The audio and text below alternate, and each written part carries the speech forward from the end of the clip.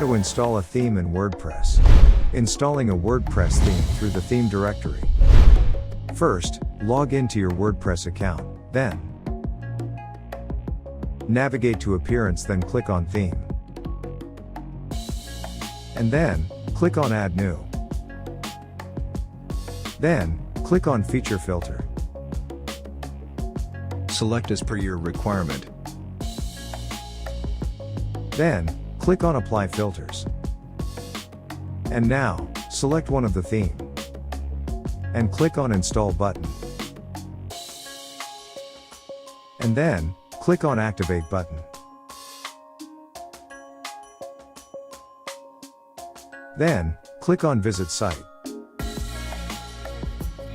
And now, theme installed successfully. Installing a WordPress theme using the upload method. Log into your WordPress account.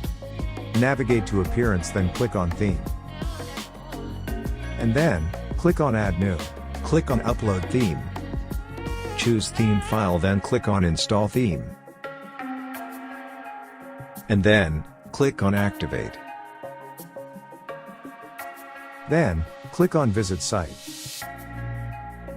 And now, theme installed successfully.